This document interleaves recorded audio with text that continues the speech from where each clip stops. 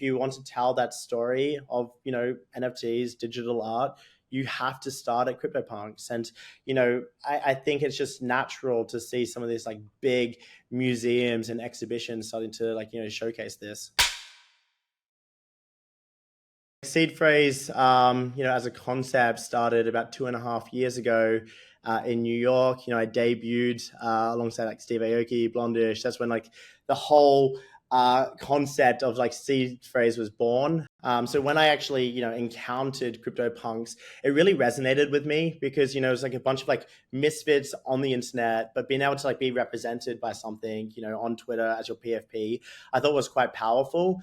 And, being one of the first, NFTs on Ethereum, 10K project, I just thought that, scarcity, the looks, the aesthetics, fundamentals, historicals of the punks, really, really grew on me as like a project, and being someone who is, all or nothing, when I did enter the project, I had to go big. I had to find the rarest punks. I had to find the punks that, everyone was like talking about. And, that's how I stumbled across the iconic 7-trait punk. I purchased that for $18,000 at the time.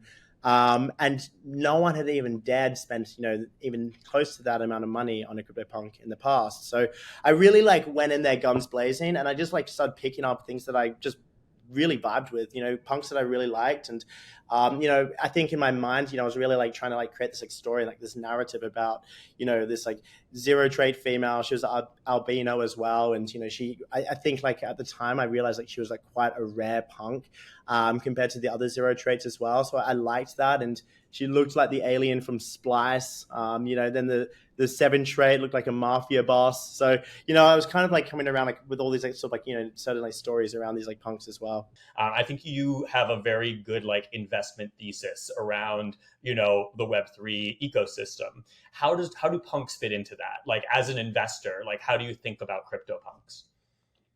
As an investor, I view CryptoPunks as a blue chip.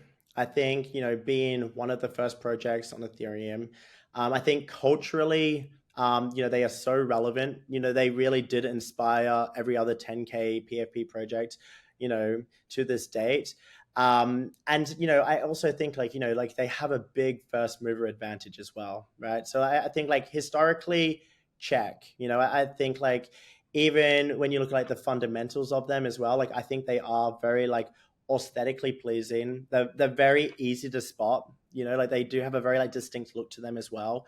And when you buy a CryptoPunk, it's like, you're almost buying into a club, right? Like the amount of engagement someone gets when they buy a CryptoPunk, and they join this incredible community that we all know, and seeing everyone rally behind them, I think there's something really beautiful in that as well. So yeah, and I really do think like, from an investment perspective, also being a bear market right now, and sure, everything has dropped, but CryptoPunks have dropped the least. I think like that says a lot. And I just think, like if you are a fund or a high net worth individual looking to get into this space, you can't really look past, the first 10K PFP project that started it all. And I remember, I think it was like August 2021. At one point, you did offer up the 7-trait for sale. I think it was 60K ETH, 172 million approximately at the time, and then you withdrew it a little later. Just like tell us what the thought process was there, and kind of why you decided to make the decision to hold on to it ultimately. Yeah, look, this was like very like early days, and I was thinking to myself, look, if I had the right offer, like maybe I could be tempted. And then I think I only left it up for maybe 48 hours max, and I actually started to get some messages that were from people who were interested in purchasing it. And I got cold feet, like I was thinking like, I'm selling my identity. I'm selling myself. What am I doing? So like that was something that like, I think that was the moment that I really realized that this is something that I could never sell. I would feel like I'm selling a part of me. And I feel like if I sold this punk in particular, I'd be selling part of myself, and, I wouldn't really have an identity online anymore. Tell us a little about how like the 7-trait punk has evolved as your digital identity. I'm constantly exploring the coexistence between my digital identity and my actual identity as well, and, IRL. And, I think it has organically grown over time as well. I remember 2.5 years ago, during NFT NYC, a good friend of mine was putting on a party with Steve Aoki and Blondish and Troy Boy and a bunch of other big DJs, and he just said to me like, look, like Disney's going to be there. New York Times is going to be there. Wouldn't it be like a great idea to like bring your CryptoPunk to life? And I thought that was a fantastic idea, right? So we got hard at work. We got this helmet made by the same people who do Marshmallow's helmet, and a bunch of like Marvel movies as well. So very professional. And the response that I had that night, was meant to be like a one-time thing. And seeing how people were like lighting up around this punk, it really resonated with me and really made me want to push and like create something more than this. So like that was really like when Seedphrase was born. And I just think because the punk is it's so iconic, so many people know about this punk, why it is so significant.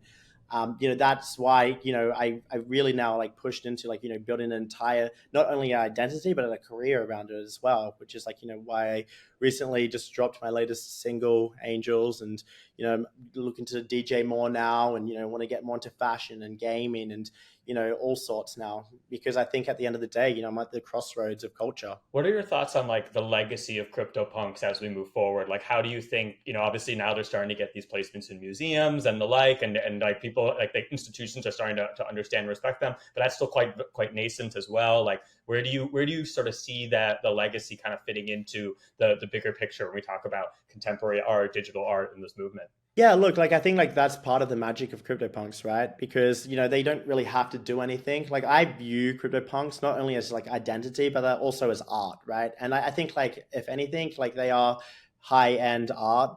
They aren't cheap. I too consider them to be a blue chip. I think the fundamentals are there to really like cement that legacy forever at this point.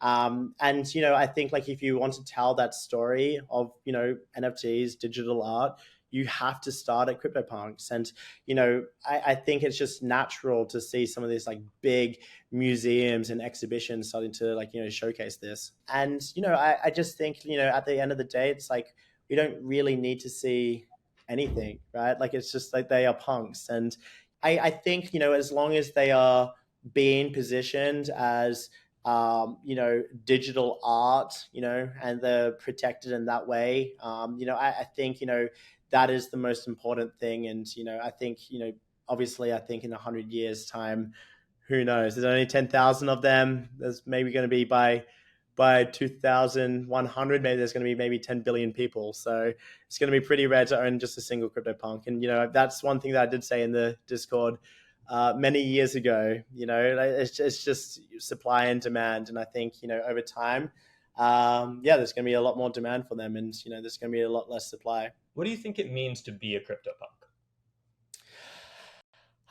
To be a CryptoPunk, I think it is like, we are a ragtag bunch of misfits. We believed in a technology at the time that wasn't yet proven. So I think, that is something that's really important to note, because I think, it's very easy to like look back and be like, oh, like, you just got lucky. But it's really like at the time, like, we were really speculating and betting money on something that may never have even taken off, So it was really something, to see like, these people with like so much foresight to be able to like, to bet on something that could become one day a movement. And, now that we've really seen like this develop and grow and transform over the years, like it's really like looked back upon now as like, this is it, right? Like this is like where it all began. We have so much to thank, the initial, 10K projects to was from the PFP project of CryptoPunks. So, I think like that is the most important thing above all.